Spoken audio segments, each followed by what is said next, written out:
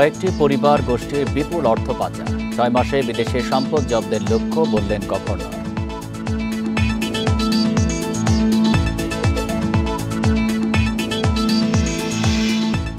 Israeli গণহত্যার প্রতিবাদে রাজধানীতে বিক্ষোভ, শনিবার মার্চ পর গাজা সফল করার আহ্বান।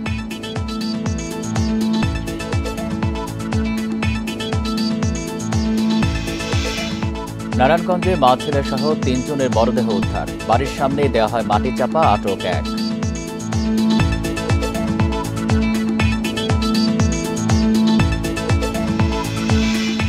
চারুকলার মঙ্গল শোভাযাত্রা এবার হবে আনন্দ শোভাযাত্রা নামে, থাকছে ফ্যাসিবাদ বিরোধী বার্তা।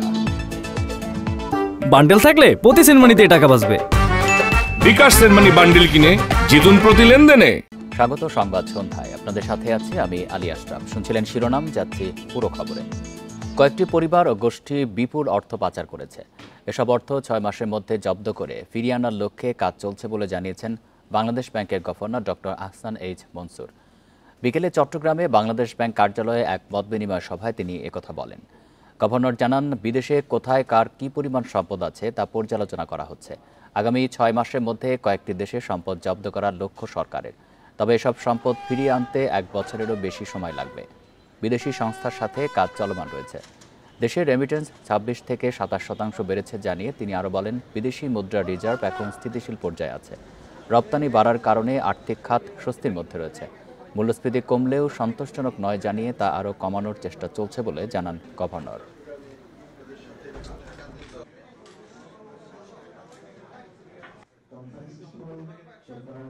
কতিপয় পরিবার বা গোষ্ঠী তারা মানি লন্ডারিং করে এটাকে বাইরে নিয়ে চলে গেছে, যেটাকে আমরা বলি স্টোলেন অ্যাসেট বা চুরি করা সম্পদ। সেই সম্পদ ফিরিয়ে আনার ব্যাপারেও আমরা কাজ করছি। ফিলিস্তিনে গাজায় গণহত্যার প্রতিবাদে রাজধানী ঢাকা সহ দেশের বিভিন্ন স্থানে বিক্ষোভ করেছে মুসল্লিরা। বায়তুল মোকাররমে জুমার নামাজের পর বিক্ষোভ সমাবেশে ইসরায়েলি পণ্য বয়কট সহ জিহাদের ঘোষণা দেয় ইসলামী দলগুলো। শনিবার মার্চ পর গাজা সফল করার আহ্বান জানান তারা। গাজায় ইসরায়েলি আগ্রাসনের বিরুদ্ধে এই প্রতিবাদ সমাবেশ। বায়তুল মোকাররমে জুমার নামাজ শেষে এই সমাবেশের আয়োজন করে যুব ইসলামী আন্দোলন বাংলাদেশ। এতে নেতারা বলেন, ইসরায়েলি পণ্য যারা ব্যবহার করবেন তারা দেশটির দোসর হিসেবে চিহ্নিত হবে। যুদ্ধ বন্ধ না হলে জিহাদ করার ঘোষণাও দেন তারা।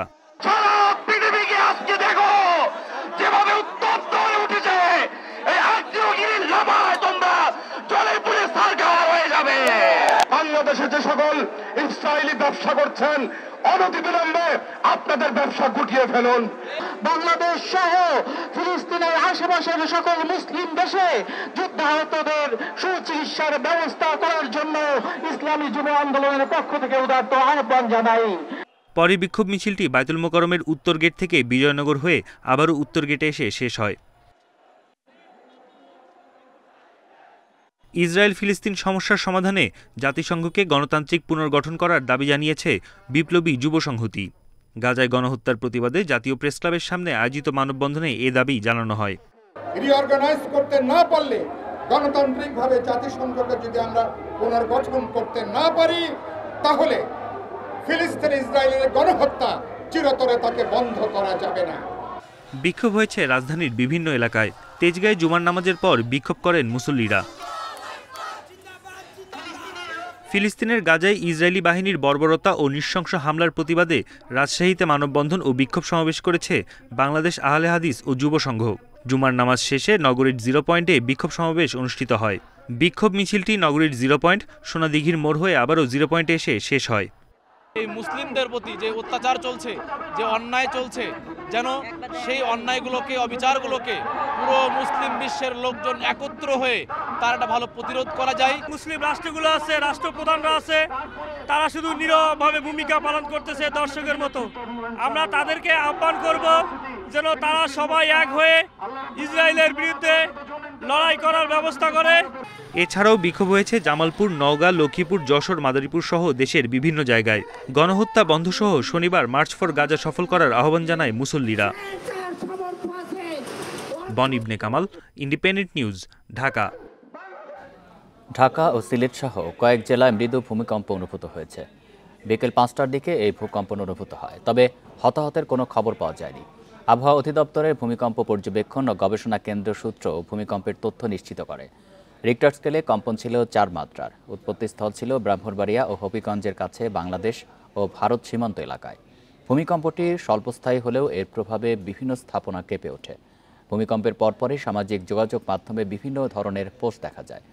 এর আগে 28 মার্চ দুপুরে বাংলাদেশে 2 দফায় ভূমিকম্প অনুভূত হয়। প্রথমবার 7.7 এবং দ্বিতীয়বার 6.4 মাত্রার কম্পন অনুভূত হয় রিক্টার স্কেলে, যার উৎপত্তিস্থল ছিল মিয়ানমারের সাগাইংয়ে। ওই ভূমিকম্পে মিয়ানমারে 3000-এর বেশি মানুষ মারা যান, আহত কয়েক হাজার মানুষ।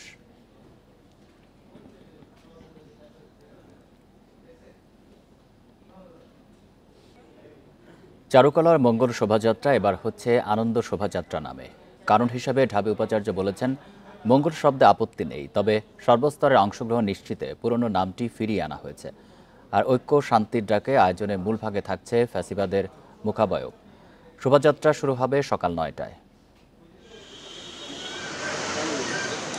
ফ্যাসিবাদ বিরোধী বার্তায় এবার হচ্ছে চারুকলার বর্ষবরণের আয়োজন। প্রতিকৃতিতে থাকছে ফ্যাসিবাদের মুখাকৃতি, সঙ্গে থাকছে গাজায় ইসরায়েলি আগ্রাসনের প্রতিবাদ। সে কাজে এখন দম ফেলার সুযোগ নেই আয়োজকদের। মুখোশ থেকে শুরু করে তৈরি হচ্ছে বিশাল আকৃতির পটচিত্র। প্রতিবারের মতোই বিক্রি হচ্ছে তাদের শিল্পকর্ম। বাংলা সংস্কৃতি 4000 বছরের ঐতিহ্য হচ্ছে পটচিত্র। এই পটচিত্র হচ্ছে 100 ফিটের হচ্ছে। আমরা অ্যালামনাই, শিক্ষক এবং শিক্ষার্থীরা সকলে মিলে কাজ করছি, আয়োজন করছি। এ নিয়ে সংবাদ সম্মেলনে চারুকলা কর্তৃপক্ষ জানায়, এবার শোভাযাত্রার আবেদন করেনি 26তম ব্যাচ, তাই শিক্ষক শিক্ষার্থীদের মতামতে সাজানো হয়েছে পরিকল্পনা। বর্ষবরণে সামিল হচ্ছে 28টি জাতিগোষ্ঠী, পরিবর্তন হচ্ছে নামও। 1989 সালে যে আয়োজনটি হয়েছিল সেটির স্বতঃস্ফূর্ততা কতখানি ছিল এটা বিশ্লেষণের বিষয়, আপনারা নিশ্চয়ই অনেকে জানেন। আর পরবর্তীতে মঙ্গল শোভাযাত্রার ক্ষেত্রে কি ঘটেছে, এই কারণে আমরা পরিবর্তন বলছি না, আমি বলছি আমরা পুনরুদ্ধার করেছি যে আমরা সেই আনন্দ শোভাযাত্রা। এ সময় ঢাকা বিশ্ববিদ্যালয়ের উপাচার্য বলেন, একটি বিবর্তনমূলক ব্যবস্থার মুখাবয়ব থাকছে এবারের শোভাযাত্রার মূল ভাগে। ইউনেস্কোর স্বীকৃতির কথা বিবেচনায় রেখেই নিশ্চিত করা হয়েছে মানদণ্ড। শান্তির পায়রা এবং আমরা এটিকে কিছু আন্তর্জাতিকরণ করার চেষ্টা করছি। তরমুজের ফালির মাধ্যমে নিপীড়িত বিশ্ব অন্যান্য প্রান্তের মানুষের নিপীড়নেরও কিছু প্রতিফলন আমরা তুলে ধরার চেষ্টা করছি। শোভাযাত্রার নিরাপত্তায় চলাচলের জন্য খোলা থাকছে শুধু নীলক্ষেত ও পলাশীর সড়ক। সকাল 8টা থেকে বেলা 12টা পর্যন্ত শাহবাগ ও ঢাকা বিশ্ববিদ্যালয় স্টেশনে বন্ধ থাকছে মেট্রো রেলের যাত্রী ওঠানামা। সুলতানা জাহান Mitu, independent news, Dhaka.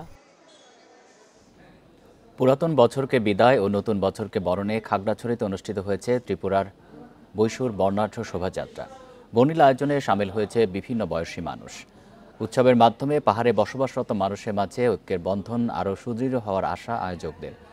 Town hall থেকে শুরু হওয়া শোভাযাত্রাটি ত্রিপুরা কল্যাণ সংসদ মাঠে গিয়ে শেষ হয়।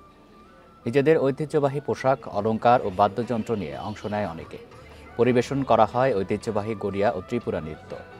দীর্ঘ 1 বছরের অপেক্ষা শেষে নতুন বছর বরণে অংশ নিতে পেরে খুশি ত্রিপুরা জনগোষ্ঠীর মানুষ।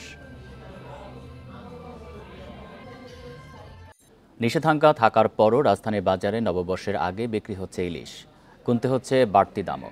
ইলিশের সঙ্গে চড়েছে অন্যান্য মাছের দাম, যা ক্রেতার কষ্ট বাড়িয়েছে। সবজির বাজারেও নতুন পরিস্থিতি দেখতে হচ্ছে ক্রেতাদের। বৈশাখের সঙ্গে পান্তা ইলিশের সম্পর্ক নেই, এ বিষয়ে সচেতনতা তৈরির চেষ্টা চলছে কয়েক বছর ধরেই। তবে এবারও নববর্ষ সামনে রেখে রাজধানীর বাজারে বিক্রি হচ্ছে ইলিশ, মানা হচ্ছে না নিষেধাজ্ঞাও। ইলিশের সঙ্গে তেতে উঠেছে মাছের বাজার। দেশি চিংড়ির কেজি বিক্রি হচ্ছে 800 থেকে 1400 টাকায়, যা 2 সপ্তাহ আগে ছিল 700 থেকে 850 টাকা। 200 থেকে 400 টাকা বেড়ে দেশি টেংরা বিক্রি হচ্ছে 800 থেকে 1000 টাকা। পাঙ্গাস ও তেলাপিয়ার মতো চাষের মাছের কেজিতেও বেড়েছে 50 থেকে 100 টাকা। নাগালের বাইরে মাছের দাম তো এক্সেস, খুব বেশি। 1200 হলে আমাদের জন্য ঠিক ছিল, সেখানে আমরা 2500 টাকা দিয়ে নিয়েছি। 1000 টাকা বেশি, এটা তো জন্য আমাদের বেশি না। যদিও বাড়তি দামের জন্য কম সরবরাহকেই দায়ী করছেন ব্যবসায়ীরা। ইলিশ মাছ একটু অভিযান চলতেছে তো 2 মাস পদ্মায়, তাহলে একটু দাম একটু বেশি। বোতলজাত সয়াবিন তেলের দাম স্থিতিশীল থাকলেও বেড়েছে খোলা সয়াবিনের দাম। লিটারে ৫ থেকে ৮ টাকা বেড়ে বিক্রি হচ্ছে ১৬০ টাকায়। মোটা চালের দাম না বাড়লেও কিছুটা বেড়েছে চিকন চালের দাম। নাজির শাইল বিক্রি হচ্ছে ৮৫ থেকে ৯০ টাকা কেজি দরে। এখন নতুন করে আবার 12 টাকা বাড়াইবো কোম্পানি, ডিলার এটা বলতেছে, কিন্তু এখন নতুন মাল এখন আসে নাই। বাইরে থেকে যে চাউলটা আমদানি হয়েছিল মনে করছিলাম বাজারটা কমবে, কিন্তু বাজার কমে না, বাজার আগের মতনই আছে। মৌসুম পরিবর্তনের কারণে বেড়েছে অনেক সবজির দাম। করলা বিক্রি হচ্ছে ৮০ টাকা কেজিতে, বরবটি ৬০, বেগুন ৬০ টাকা কেজিতে বিক্রি হচ্ছে। কিছুটা কমেছে মরিচ, শসা ও লেবুর দাম।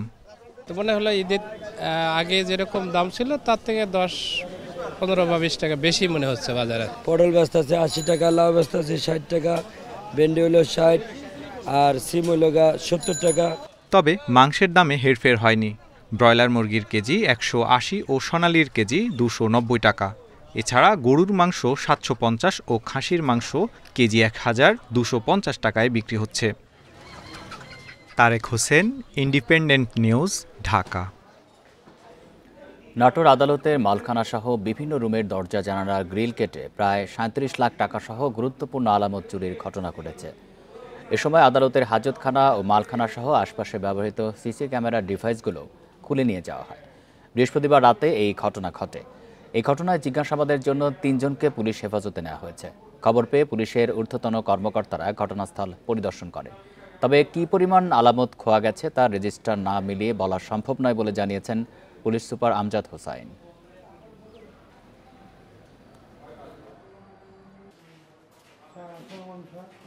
এটা তো অনেক বড় একটা মালখানা, অনেক কিছু থাকে, তা আমরা আসলে পূর্ণাঙ্গ তালিকা বলতে একটু সময় লাগবে, যেহেতু আমরা চেকলিস্টটা যাচাই বাছাই করে বলতে হবে। মূলত আমরা খোঁজার চেষ্টা করতেছি কোন দিকে ঘটনা ঘটতেছে। দু একটা স্থান আমরা চিহ্নিত করছি, দু একটা গ্রিল ভাঙা, যেখানে সিসিটিভি মনিটরিং আছে, সেটাও আমরা এটা মিলেই আপনাদেরকে ডিটেলস একটু পরে বলতে হবে। Thank you. সিসিটিভি হবিগঞ্জে গরুচোর সন্দেহে মারধরের জেরে একজন নিহত হয়েছেন। আটককৃতের স্বীকারোক্তিতে ৭ দিন পর মিলল মরদেহ। পুলিশ জানায় গত ৩ এপ্রিল কাঠ সংগ্রহের কথা বলে বাড়ি থেকে বের হন লিটন মিয়া। খোঁজাখুঁজির পর তাকে না পেয়ে থানায় জানায় পরিবার। এই ছিল সংবাদ সন্ধ্যায়। ইন্ডিপেন্ডেন্ট টেলিভিশনের সব খবরে আরও বিস্তারিত জানতে চোখ রাখুন ফেসবুক, ইউটিউব এবং এক্সে। ধন্যবাদ সবাইকে।